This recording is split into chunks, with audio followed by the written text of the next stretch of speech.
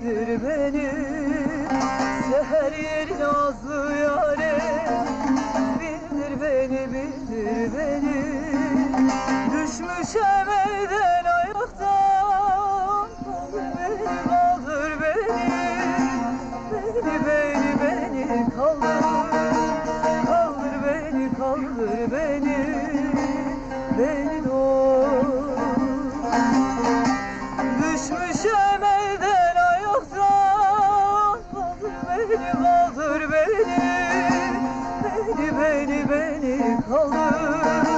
kaldır beni kaldır beni doğur.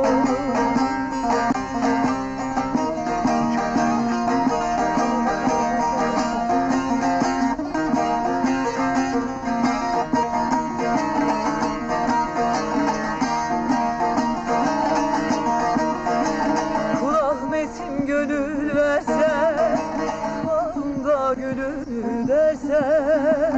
Kul Ahmet'in gönül verse, bağımda gönül derse.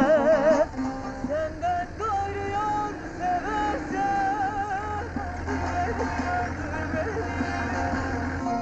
beni öldür, öldür beni.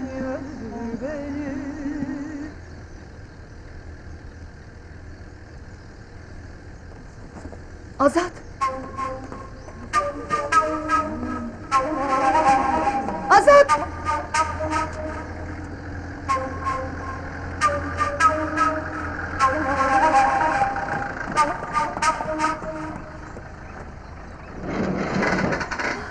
Dualarım kabul oldu. Sen hoş gelmişsin. Seni Allah gönderdi. Sen ne iyi ettin de geldin. Dur hele Töre bacı. Ben Azatsız yapamam. Bilmelisin, öğrenmelisin. Bizimkiler Azat'ı kirve yapmak isterler. Bu benim için ölümdür. Biliyorum, o da beni seviyor.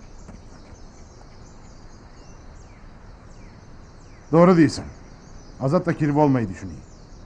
Seni peşinden sürüklemek istemiyor. Ben sürüklendiğim kadar sürüklendim.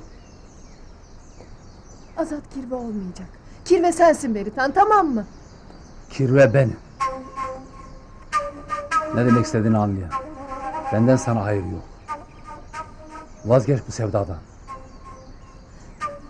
Ben buraya kirve olmaya, seni bu sevdadan kurtarmaya geldim. Sen bu kadar kötü olamazsın Azat. Benim ne çektiğimi bir bilsen. Aslında sen de benim gibisin.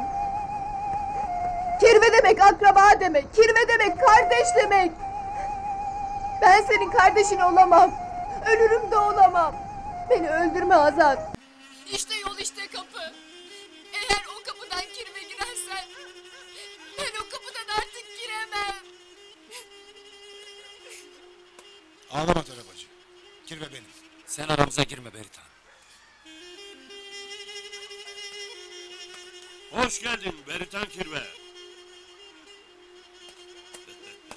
Sağ olasın. Ne iyi ettin de geldin. Hoş bulduk. Sağ ol. Doğru söylüyorsun. Kirvemiz sensin.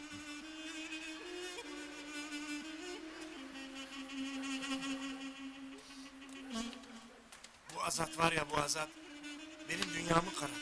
Ben töresiz yapamam. Sen de hoş gelmişsin. Hoş Azat. bulduk. Merhaba Yusuf. Merhaba. Hoş gelmişsin. Hoş bulduk.